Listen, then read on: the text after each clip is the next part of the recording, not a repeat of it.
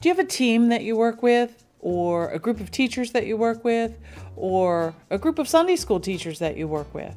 Well, today I want to talk to you about how to use OneNote in a shared notebook so that you can share all of your resources and all of your great ideas. Stick with me if you want to learn more about that.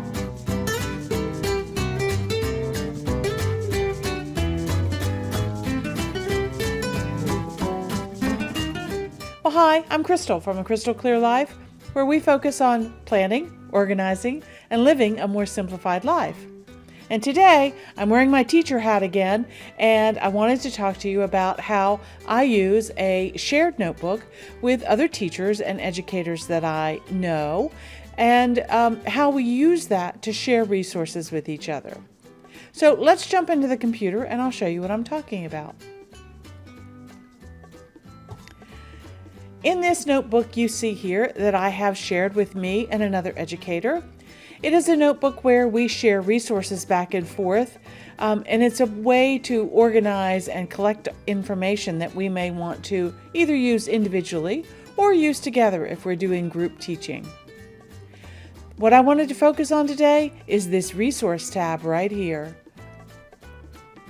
This is a great place to store resources, websites, links, teaching strategies, all of that kind of stuff. Let's focus on resources today, and OneNote gives you a great place to store those resources so that you can share them with others.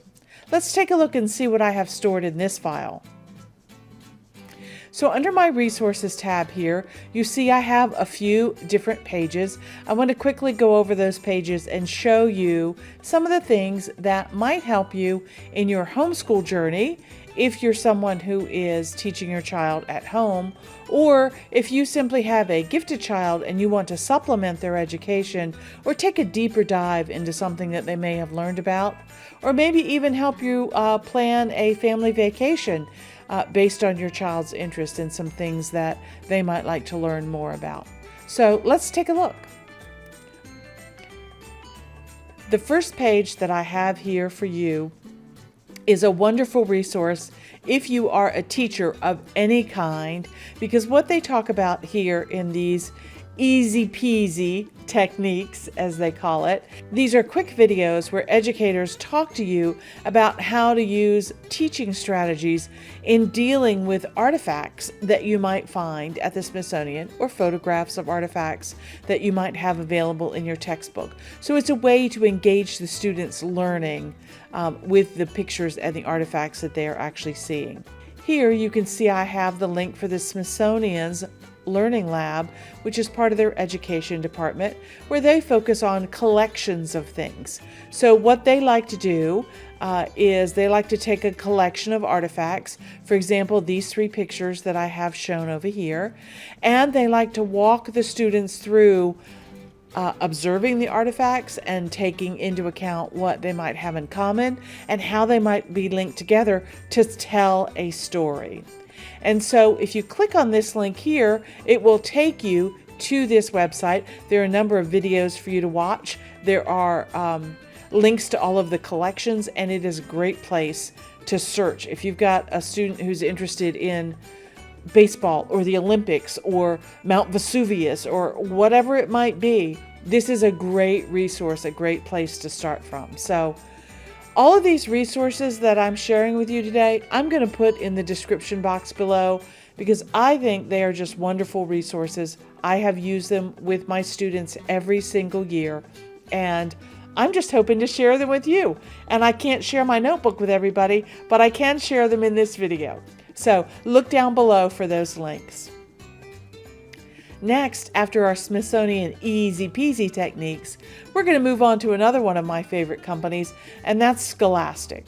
Now, Scholastic has some online classroom magazines that are out there for you to take a look at. Last year during the pandemic, they did a great Learning from Home series for all of those parents who suddenly found themselves teaching their students at home. They have great resources on here. For example, this unit, let me zoom in so that you can see that a little bit better.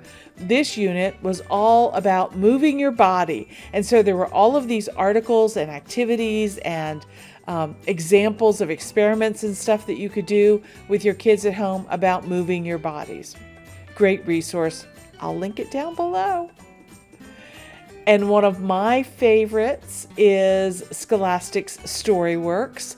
That is a literature magazine that comes out, I believe it's every month. It comes out every month. And you can see here, again, let me zoom in so that you can see the wide variety of things that might be just in this one issue of Scholastic.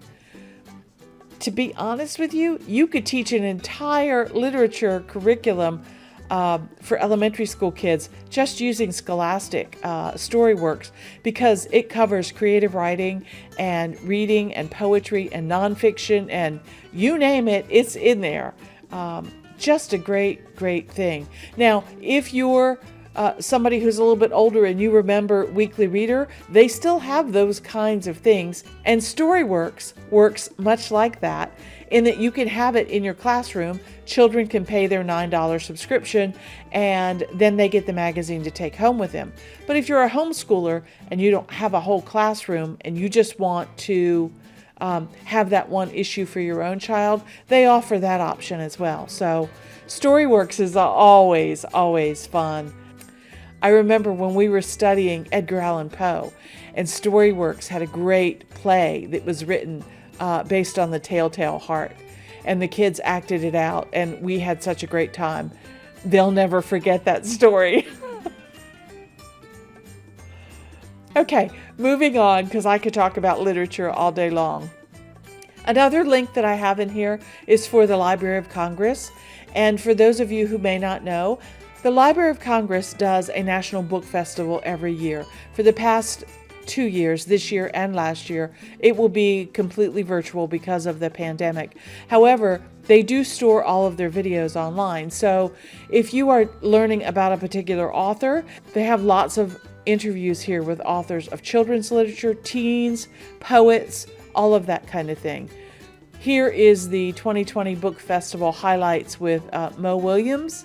And so this is an actual video that you can watch. So even if you're not somebody who lives in the DC area, you can still get value out of the National Book Festival. And they have great resources on here as well. So that's always on my list to share with people. Again, link down below. And then the Smithsonian, which is based here in Washington, D.C., has museums and resources scattered all over the place. I wanted to highlight just a couple. This is a list of all of the online components that the Smithsonian has, but I wanted to focus here on the Center for Folklife and Cultural Heritage. This is a screenshot from that page, and you can see that they offer lesson plans and learning guides. There's videos and books that you can order, exhibits that you can tour, and all of those kinds of things for cultural heritage educational materials. So what a wonderful resource to have right at your fingertips. And scrolling down, another favorite is the National Air and Space Museum. Now, many of these museums, again, have been closed because of the pandemic, but that doesn't mean that you can't still go and browse through their collections. So one of the things that they've been focusing on this month is the Apollo 15 flights. So there's all kinds of information about the Apollo 15 flights, artifacts, videos, interviews, ideas for research projects, lesson plans, all kinds of things. Great resources linked down below. I know you're getting tired of hearing me say that. Anyway, you can see all of the museums that are in the Smithsonian family. The list just goes on and on. But what a wonderful resource. I mean, that's part of what our tax dollars go to pay for. And if it's going to be out there, I'm certainly going to use it. So we spent lots of times in museums when my daughter was younger and we were homeschooling. And so I just wanted to be able to share those resources with you. Storing them in OneNote makes it very easy to share with your team. your co-teachers, your other professionals, or other homeschooling parents. And so I hope you've enjoyed this video on all of the resources that I've been able to collect. If you have some resources for some great learning websites and things, please leave them in the comments below. That way we can all learn from each other. And that's what is the wonderful part about being able to do YouTube videos and talk about all of these things, is that we get to share so much information together. Anyway, if you found value in anything that we've done here today, please give me a thumbs up. Click that like button. It's free and it helps me out a lot. It also helps other people find our channel. And if you'd like to learn more about what we do here at A Crystal Clear Life, go ahead and hit that subscribe button. Again, it's free. Doesn't cost you anything. Thank you so much for joining me today. I hope that you and your students keep learning. Lifelong learning is a wonderful thing. Until next time. Okay, bye.